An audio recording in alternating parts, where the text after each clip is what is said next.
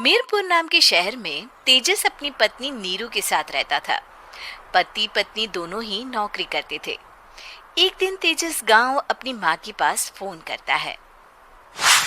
Hello, प्रणाम माँ। जीते रहो माँ। तुम दादी बनने वाली हो हैं? अरे वाह, ठीक है बेटा, मैं कल ही आती हूँ। जब माँ जी शहर पहुंची तो बेटे बहू ने बहुत अच्छे से स्वागत किया। लीजिए माँ जी, चाय। अरे गर्मा गर्म पकोड़े ले आओ माँ के लिए। नीरू रसोई में गई और 2 मिनट में ही पकोड़े ले आई। जी ये लीजिए। बहू जादू से बनाए हैं क्या? अभी तो रसोई में गई थी। यम्मी। माँ जी, शीला रसोई में पकोड़े तल रही है, मैं बस लेकर आई। हे भगवान, मेरा धर्म भ्रष्ट कर दिया तूने। अब तो गंगा जल से शुद्धिकरण करना होगा। दूसरे दिन, माँ जी मैंने नाश्ता बना दिया है, ऑफिस जा रही हूँ। पर अभी तो घर का सारा काम पड़ा है। शीला आती ही होगी, झाड़ू पोछा बर्तन कपड़े वो सब कर लेगी। हमारे जमाने में घर का सारा काम हम ही करते थे। जी माँ जी, आप बहुत होशियार हैं, मैं घर ऑफिस दोनों नहीं संभाल पाती। तो जरूरत क्या है घर से बाहर जाकर चाकरी करने की? वैसे भी घर का काम खुद करने से घर में बरकत आती है, समझी? पर माँ जी। पर वर कुछ नहीं, इस महीने की पगार मिले फिर ऑफिस बंद है। हाँ। रात को नीरू तेजस से कहती है, सुनिए जी, माँ जी बोल रही थी कि मैं नौकरी छोड़ दूं। वैसे ठीक ही तो है, अभी तुम्हें आराम की जरूरत है। फिर भी आराम कहाँ, शीला को छुड़ाने के लिए बोल रही थी। तो अब 24 घंटे में इतना काम तो कर ही सकती हो। पर जॉब पसंद है मुझे, घर पर मन नहीं लगेगा। अगले दिन जब दोनों ऑफिस के लिए निकल रहे थे, मेरी तो कोई कीमत ही नहीं है इस घर में। माँ जी, आजकल महंगाई बहुत है, रहन सहन भी बदल गया है, दोनों नौकरी करते हैं तभी ठीक रहता है। अच्छा, तू कहना क्या चाहती है? मेरा बेटा तुझे बिठा के खिला नहीं सकता? तू ही इस घर का खर्च चला रही है, हैं? नहीं माँ जी, मेरा वो मतलब नहीं था।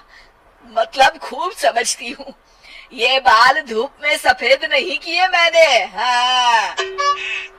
अब तो ये रोज का काम हो गया था। तेजस भी रोज की झिकझिक से परेशान हो गया था।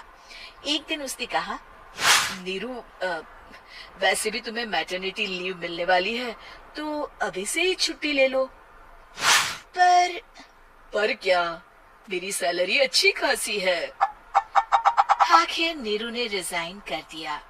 जब बच्चा हुआ तो घर में सब बहुत खुश हुए। कुछ दिनों बाद तेजस फाइल देख रहा था। क्या हुआ तेजस, कुछ परेशान लग रहे हो? हाँ, वो हमारी जितनी सेविंग्स थी वो तो हॉस्पिटल में और छठी के फंक्शन में खत्म हो गई है नीरू। और अभी वैसे मंदी चल रही है तो मैं बोल रही थी कल मुन्ना को हेपेटाइटिस का टीका लगवाना है। नीरू, क्या पोस्टपोन नहीं कर सकते? नहीं जी, बिल्कुल नहीं। अब तेजस को समझ में आ रहा था कि उससे गलती हुई है। पैसों की कमी का असर घर के माहौल पर भी पड़ रहा था।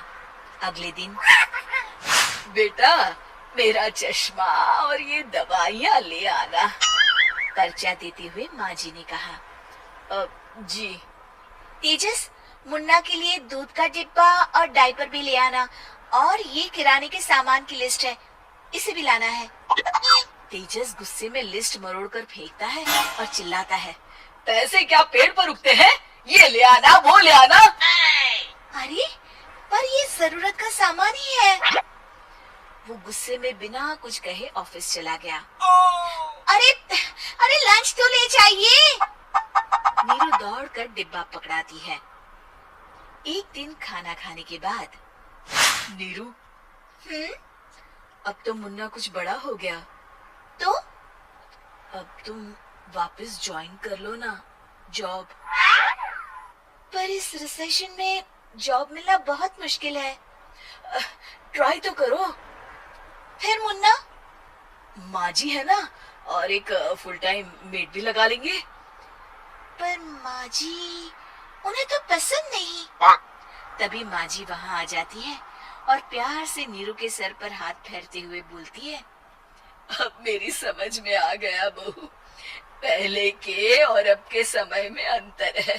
तुम काम शुरू करो, मुन्ना की जिम्मेदारी मेरी। मेरी प्यारी माँ जी, ये कहकर नीरू उनके गले लग गई। शिक्षा, परिवर्तन संसार का नियम है, हमें भी समय के साथ चलना चाहिए। उम्मीद है कि आपको हमारी ये कहानी पसंद आई होगी। कृपया हमारे चैनल को सब्सक्राइब करें और सभी अपडेट्स के लिए बेल आइकन जरूर क्लिक करें। और हाँ, वीडियो लाइक और शेयर करना मत भूलिएगा। Bye bye.